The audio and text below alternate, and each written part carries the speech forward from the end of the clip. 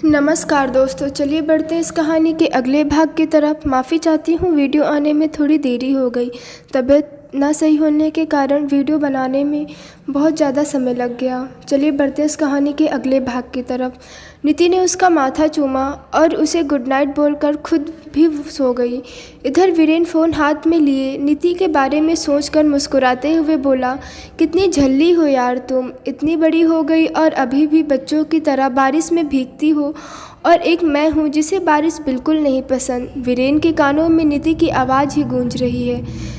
उसने फिर से नीति के गाने वाले वीडियो को प्ले किया और उसे देखते हुए बोला, मरते होंगे लोग तुम्हारी ये भोली सी सूरत देखकर, लेकिन हम तो अपना होश तुम्हारी आवाज़ सुनकर ही खो बैठे थे। पहली बार जब स्कूल में देखा था तुम्हें, तुम्हारी आवाज़ में ही खो सा गया था, और आज तो सच में होश ही नहीं होता तुम्हारी आवाज़ सुनने के बाद।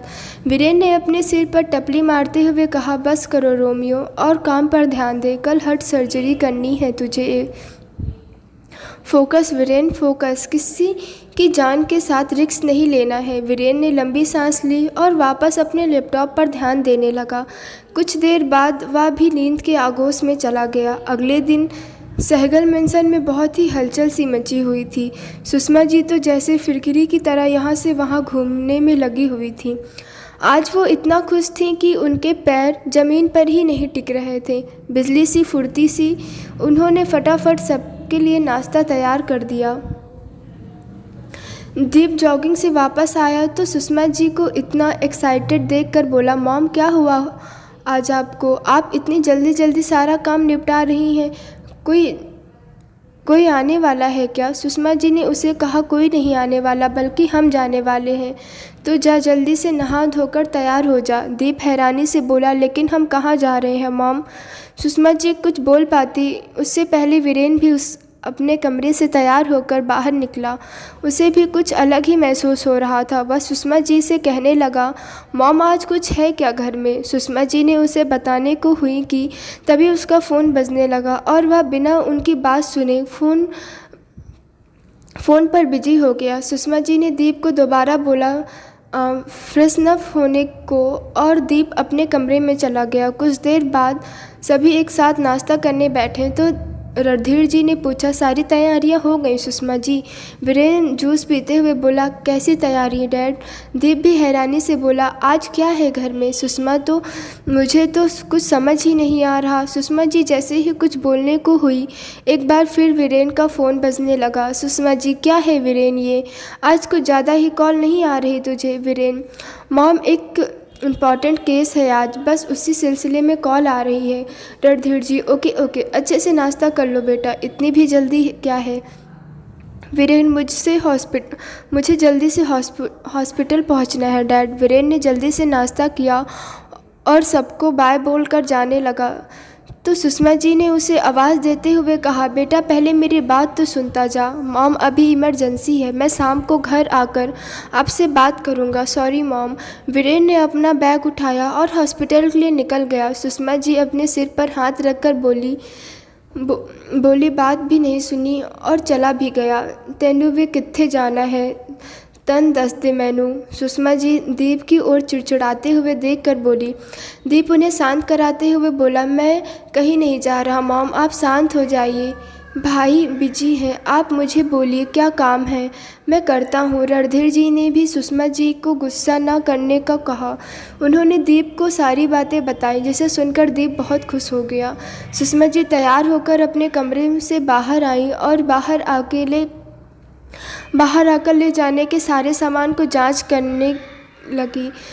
कुछ रह तो नहीं गया। तब तक रणधीर जी भी तैयार होकर आ चुके थे। सब सामान अच्छे से चेक कर लिया ना सुषमा जी, कुछ छूट तो नहीं गया? रणधीर जी ने पूछा। जी मैंने सब देख लिया है, सारा सामान है यहाँ, ये कपड़े, गहने, मिठाई, फ्रूट, सुहाग का सामान, आई थिंक तो सब कुछ हो गया है। सुषमा जी ने सभी सजे हुए थाल को देखकर जवाब देते हुए कहा, यह दीप कहाँ रह गया, अभी तक तैयार नहीं हुआ? सुषमा जी हॉल में लगी घड़ी को देख खुद से बड़बड़ाते हुए बोली। उन्होंने दीप को आवाज़ लगाई, दीप हमें लेट हो रहा है बेटा, प्लीज़ हरी अप। दीप बस आया मॉम। सुषमा जी अपने उन्हें इन्फॉर्म कर दिया था ना कि आज हम आने वाले हैं। रणधीर जी, मैंने मैनेजर को बोला था उनसे बात करने के लिए, एक बार फिर से पूछ लेता हूँ। सुषमा जी, ओके जल्दी कीजिए। रणधीर जी अपने मैनेजर मुकेश को कॉल किया। रणधीर जी, हेलो मुकेश। मुकेश, जी सर कहिए। रणधीर जी, मुकेश तुम्हें जो काम बोला था वो तुमने कर दिया ना। सुषमा, तुमने उन्हें इन्फॉर्म कर दिया ना कि हम आने वाले हैं। मुकेश, यस सर, जैसा आपने कहा था मैंने ठीक वैसा ही बोल दिया है। रणधीर जी ने ओके थैंक यू मुकेश कह के कॉल कट कर दिया। उन्होंने सुषमा जी को बताया कि हम काम हो गया है। तब तक दीप भी वहाँ आ गया और बोला चलें डैड। हाँ हाँ चलो, पर पहले ये सामान गाड़ी में रखवा दो। सुषमा जी ने दीप से कहा, काका प्लीज़ मेरी हेल्प करना सामान कार में रखवाने के लिए। दीप ने अपने घर के नौकर विशन काका से कहा। उनकी मदद से दीप ने सारा सामान कार में रखा और अपने मॉम डैड के साथ निकल पड़ा। सभी के चेहरे उत्सुकता से भरे हुए थे। गाड़ी सीधे मेहरा हाउस के बाहर जाके रुकी। रणधीर जी और सुषमा जी घर के दरवाजे पर खड़े थे और दीप ड्राइवर के साथ गाड़ी में से सामान निकालने लगा। रणधीर जी ने डोरबेल बजाई तो सानिया ने दरवाज़ा खोला। ब्रिजेश जी को उनके आने की खबर पहले से ही थी, इसलिए उन्होंने सानिया को मेहमानों की खातिरदारी के लिए आज घर ही रोक लिया था और नीति स्कूल चली गई थी। सानिया ने मुस्कुराकर उनका स्वागत किया और उसके साथ ही ब्रिजेश जी भी आ गए। ब्रिजेश जी मुस्कुराते हुए बोले, hello, good morning sir. Good morning ma'am, please come please. Brijesh ji जिस कंपनी में काम करते थे, रणधीर जी भी उस कंपनी के 45% शेयर होल्डर थे, इसलिए वह उन्हें सर कहकर संबोधित कर रहे थे। रणधीर जी और सुषमा जी ने भी उन्हें गुड मॉर्निंग विश किया और सभी हॉल में रखे सोफे पर बैठ गए। सुषमा जी ने कहा, वीणा जी कहाँ हैं, उन्हें भी बुला लीजिए। जी अभी बुलाती हूँ मैं मम्मी को, कहकर सानिया किचन में गई और वीणा जी को भी भेज दिया। वीणा जी ने हाथ जोड़कर उनका स्वागत किया और उनके साथ ही बैठ गई। एक नॉर्मल मिडिल क्लास फैमिली की तरह ही सब कुछ हुआ।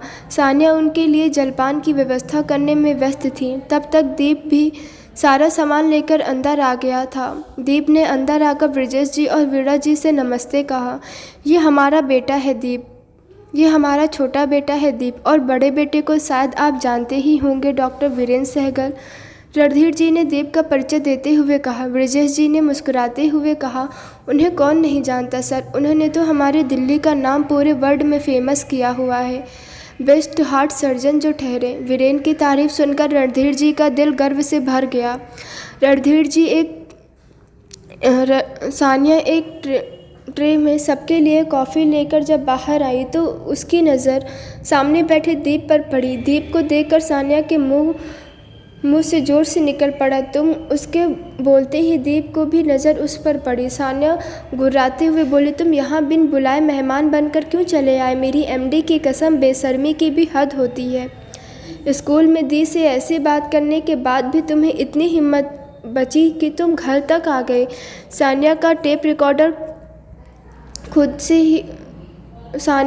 रिकॉर्डर खुद से कहाँ बंद होने वाला था। ब्रिजेश जी आंखें तरेड़ते हुए कहा, सानू बिहेव योरसेल्फ, गेस्ट से ऐसे पेश आते हैं क्या? सानिया सारी पापा बोलकर सबको कॉफ़ी देने लगी। जैसे ही वह दीप को देखने लगी, दीप ने हंसते हुए उसको आँख मारी और सानिया मुंह मटकाकर धीमे आवाज़ में दीप से बोली, तुम्हें तो मैं देख लूँगी चोंबू कहीं के। दीप के बराबर में बैठी सुषमा जी ने सानिया को देखा और उसकी बातें को भी सुना। उन्हें चोमू शब्द सुनते ही याद आया कि ये वही लड़की है जिसे स्कूल में दीप को डांटा था। वह मुंह दबाकर हंस पड़ी। सानिया ने सबके लिए जलपान की व्यवस्था की। ब्रिजेश जी सामान देखकर रणधीर जी से पूछने लगे, सर ये इतना सामान क्यों? लाल कपड़े से ढके हुए थाल देखकर ऐसा लग रहा है जैसे किसी की शादी का शगुन हो। रणधीर जी मुस्कुराकर बोले, ये हम आपके लिए लाए हैं ब्रिजेश जी। उनकी बात सुनकर ब्रिजेश जी के संग सानिया और वीणा जी भी अचंभित थी। उन्हें भी समझ नहीं आ रहा था कि आखिर ये लोग आए क्यों हैं। शगुन की थाल शब्द सुनकर सानिया के दिमाग की घंटी बजी। उसके जहन में अब तक की सभी बातों एक साथ घूमने लगीं और उसके दिमाग में कल्पनात्मक रूप से हर बात की आपस में कड़ियाँ जुड़ने लगीं। वह मन ही मन सोचने लगी, मैंने जो दी को बोला कहीं वो सच तो नहीं। ये लोग यहाँ इस चोम्बू के साथ शगुन के साथ में लिए आए हैं। कहीं सच में ये दी का रिश्ता दीप से करने की तो नहीं सोच रहे। मेरी एमडी की कसम, ऐसा हुआ तो मेरी दी का दिल टूट जाएगा। कहीं मैं दी की शादी इस लंगूर से साथ हरगिज़ नहीं होने दूंगी। कान्हा जी बचा लीजिएगा, अब सब आपके ही हाथ में है। दी के साथ कुछ गलत नहीं होने देना। सानिया मन ही मन भगवान से प्रार्थना करने लगी। वीणा जी ने हिचकिचाते हुए कहा, हमारे लिए मतलब हम समझे नहीं कुछ। ये शगुन हमारे घर क्यों? सुषमा जी ने सबकी उत्सुकता को शांत करते हुए कहा, हम अपने बड़े बेटे वीरेन के लिए आपकी बड़ी बेटी नीति का हाथ मांगने आए हैं वीणा जी। इस बार वो लोग सच में शॉक्ड हो गए। एक मिडिल क्लास फैमिली के लिए एक बड़े और रईस खानदान से रिश्ता आना लॉटरी लगने जैसा होता है। सानिया नीति के लिए वीरेन का रिश्ता सुनकर खुशी से उछल पड़ी, लेकिन ब्रजेश जी के माथे पर चिंता की लकीरें खिंच गईं और वह अपनी सोच में डूब गए। कोई कुछ बोलता उससे पहले सुषमा जी ने शगुन का एक थाल उठाकर वीणा जी के हाथों में देते हुए कहा, यह हम नीति के लिए लाए हैं। अब वो तो है नहीं यहाँ, तो इसे आप ही स्वीकार कीजिए वीणा जी। सानिया तो यह सब देखकर बेहद खुश हो रही थी। वह मन ही मन दिल में कान्हा जी को धन्यवाद कहने लगी। ब्रजेश जी माफ़ कीजिए मैम, लेकिन हम इसे स्वीकार नहीं कर सकते। ब्रजेश जी की बात सुनकर सभी दंग रह गए। सबसे बड़ा धक्का तो सानिया को लगा, क्योंकि नीति के दिल की बात सिर्फ वही जानती थी और उसे अपनी दी की खुशियाँ बिखरती नज़र आ रही थी। सुषमा जी, लेकिन क्यों भाई साहब, आपको हमारे बेटा पसंद नहीं है? ब्रजेश जी, वो बात नहीं है मैम। सुषमा जी, तो फिर आप इसे स्वीकार क्यों नहीं कर सकते भाई साहब? ब्रजेश जी हिचकिचाते हुए, वो दरअसल बात ये है कि रणधीर जी, संकोच मत कीजिए ब्रजेश जी, आप खुलकर बता सकते हैं कि आप इस रिश्ते को इनकार क्यों कर रहे हैं। ब्रजेश जी, आप तो जानते ही हैं सर, आपकी और हमारी फैमिली का कोई मैच नहीं। कहाँ आप इतने नामी और ख़ानदानी लोग और कहाँ हम एक मिडिल क्लास फैमिली। बड़े बुजुर्ग कहते हैं रिश्ता हमेशा बराबरी वालों से करना चाहिए, अनाथ बाद में तकलीफ़ होती है। तो मैं बस वही सब सोचकर थोड़ा सा। रणधीर जी मुस्कुराते हुए, अरे ये कैसी बात कर रहे हैं आप ब्रजेश जी, ऐसा कुछ भी नहीं है। आप और हम अमीर गरीब से पहले तो एक इंसान हैं, और वो भी बराबरी के। ब्रजेश जी, आपकी बात भी ठीक है, लेकिन आप हमारी नीति से रिश्ता क्यों? मेरा मतलब है कि आपके बेटे के लिए तो रिश्ते की कोई कमी नहीं होगी, फिर आप उन्हें छोड़कर हम लोग क्लास लोगों के साथ रिश्ता क्यों करना चाहते हैं? ब्रजेश जी, और हम लोगों तो शायद शादी के अरेंजमेंट और बाकी सब आपके लेवल का करने में समर्थ नहीं रहे। उनके सवाल सुनकर सुषमा जी और रणधीर जी मुस्कुरा उठे। सुषमा जी वीणा जी के हाथों पर हाथ रख कर कहने लगी, हम आपकी नीति का हाथ इसलिए मांगने आए हैं वीणा जी, क्योंकि हमारा बेटा आपकी बेटी को बहुत पसंद करता है और शायद आपकी बेटी भी। इतना बोलते ही ब्रजेश जी और वीणा जी हैरानी से सानिया को घूरने लगे। सानिया ने अपनी नज़रें झुका ली। ब्रजेश जी ने हाथ जोड़कर कहा, माफ़ कीजिए सर, मैं नीति से बात करके उसके बड़े पापा से सलाह लिए बिना अभी तक कोई फ़ैसला नहीं ले सकता। आखिर वो घर के बड़े हैं, तो मुझे एक बार उनसे इस बारे में बात करनी होगी, उसके बाद ही मैं कुछ कह सकता हूँ। जी बिल्कुल, घर के बड़ों की राय तो राय तो इन मामलों में ज़रूरी होती है। हमें कोई जल्दबाजी नहीं है, आप अच्छे से सोच विचार कर हमें जवाब दीजिए। बस इतनी विनती करती हूँ ब्रजेश जी कि बच्चों की खुशियों को नज़रअंदाज न कीजिएगा। और यह मैं आपका बॉस होने के नाते नहीं, बल्कि एक पिता होने के नाते कह रहा हूँ। रणधीर जी ने ब्रजेश जी के हाथ को पकड़कर कहा, सुषमा जी, मेरी भी एक रिक्वेस्ट है आप सभी से। मैं भी कुछ कहूँ, if you don't mind. Brajesh ji, जी कहिए। सुषमा जी, हम ये सब सामान नीति के लिए लाए हैं और और अभी के लिए लाए थे। जब रिश्ता होना हो तो वो तो बात की बात है, लेकिन मेरी रिक्वेस्ट है कि आप प्लीज़ इन सभी चीज़ों को लेने से इनकार मत कीजिए, क्योंकि मैं ये सब बहुत ही प्यार से सास बनकर नहीं बल्कि एक माँ बनकर अपनी बेटी के लिए लाई हूँ। प्लीज़ आप इसके लिए इनकार मत कीजिए। सुषमा जी के इतना कहते ही वीणा जी की आंखें नम हो गईं और उन्होंने सुषमा जी को गले लगा लिया। वीणा जी भीगे पलकों से कहने लगी, मेरी बच्ची बहुत खुशनसीब होगी अगर वो आपके घर की बहू बनेगी तो, और मैं भी बहुत खुशनसीब होंगी जो नीति जैसी लड़की हमारे घर की लक्ष्मी बनेगी। मुझे भी एक बेटी मिल जाएगी, शायद इसीलिए भगवान ने मुझे सिर्फ बेटे ही दिए होंगे। सुषमा जी ने वीणा जी की आंखों के आंसू पोंछते हुए कहा, जल्दी जवाब दीजिएगा भाई साहब, हमें हमारी बेटी को घर लेके आना है, आने में थोड़ी जल्दी है। सुषमा जी को माहौल बदलते हुए कहा, जी मैम, मैं जल्दी अपना जवाब दूंगा। ब्रजेश जी ने भी मुस्कुरा कर कहा और उन्होंने इजाज़त ली। विदा होकर वो लोग वापस अपने घर के लिए जाने लगे। जाते जाते दीप फिर से सान्या को छेड़ते हुए हाथ हिलाकर बोला, बाय मिस हवाई। सान्या उसे देखकर नाक मुंह सिकोड़ने लगी और अजीब सा मुंह बनाकर उसे बाय बोली। दीप उनकी शक्ल देखकर हंसता हुआ निकल गया। उनके जाने के बाद ब्रजेश जी वहीं बैठे कुछ देर सोचने के बाद सानू को घूरते हुए बोले, क्या नीति वाकई डॉक्टर वीरेन को पसंद करती है? सान्या कुछ नहीं बोली तो ब्रजेश जी थोड़ा जोर देकर बोले, मैं कुछ पूछ रहा हूँ तुमसे, जवाब दे। सान्या थोड़ा सा घबरा गई। वह सोचने लगी कि पापा पहले ही इन सभी बातों से के विरुद्ध हैं, कहीं वो दीप पर गुस्सा न करने लग जाए। सान्या बात पलटते हुए कहने लगी, पापा दीप पसंद करती हैं डॉक्टर वीरेन को तो क्या हुआ? अब वो है ही इतने अच्छे, नेक दिल और बड़े डॉक्टर, कोई उन्हें पसंद किए बिना कैसे रह सकता है? आप भी तो उन्हें पसंद करते हैं पापा, है कि नहीं? बस दी और मैं ऐसे ही पसंद करते हैं उन्हें। वीणा जी उनके पास बैठते हुए बोली, आप इसे छोड़िए और ये बताइए कि आपने उन्हें मना क्यों किया? इतना अच्छा रिश्ता आया है हमारी नीति के लिए, आपने उन्हें जवाब क्यों नहीं दिया? ब्रजेश ने सोचते हुए कहने लगे, तुम्हें सिर्फ अच्छा रिश्ता, खानदानी रिश्ता नज़र आ रहा है, लेकिन रिश्ता होने के बाद क्या? सोचिए ज़रा, उन लोगों के यहाँ इतने बड़े बड़े लोग आते हैं, इतना आलीशान फंक्शन होता है, हम लोग कैसे इतना बढ़ चढ़कर अरेंजमेंट करा सकते हैं? जितना वो लोग शादी में खर्चा कर देंगे उतना तो हमारी साल भर की तनख्वाह नहीं है, हम कैसे उनकी बराबरी करेंगे? बड़े घर से रिश्ता जोड़ने में बुराई नहीं है, लेकिन निभाने के वक्त सिर हमेशा झुककर रखना पड़ेगा। हम ऐसा बिल्कुल नहीं कर सकते हैं। वीणा जी उनकी बातों को सोचने पर मजबूर हो गई, क्योंकि माने या ना माने, लेकिन सच यही है कि रिश्ते बराबरी वालों से ही अच्छे होते हैं। अनाथ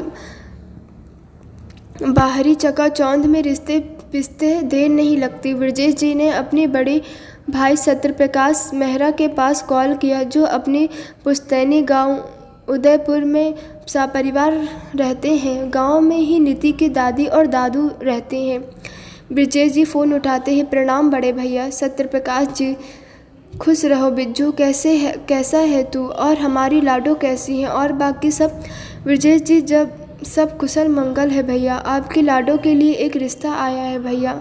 सत्यप्रकाश जी खुश होते हुए बोले, तो सच कह रहा है बिज्जू? कौन है लड़का, क्या करता है, काम काज वाला है तो है ना? उन्होंने ज़ोर ज़ोर से आवाज़ देकर सबको बुलाया, अम्मा, भौजी, शीला, धरा, पंकज, यहाँ आओ जल्दी सब, देखो हमारी लाडो के लिए रिश्ता आया है, बिज्जू का फ़ोन है, अम्मा जल्दी आओ। सब जल्दी से भागकर उनके पास आकर जमा हो गए।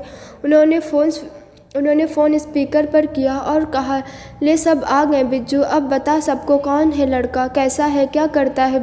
ब्रजेश जी ने पहले अम्मा भौजी को प्रणाम किया और फिर कहने लगा, भौजी लड़का डॉक्टर है और बहुत अच्छा भी है, देखने में भी सुंदर है, हमारी नीति को पसंद भी करता है। भौजी ये तो बहुत अच्छी बात है बेटा, हमारी लाडो है ही इतनी प्यारी कि सबके दिल में जगह बना लेती है। ब्रजेश जी, वो तो है भौजी। अम्मा क्या बात है बेटा, तू खुश नहीं है इस रिश्ते से?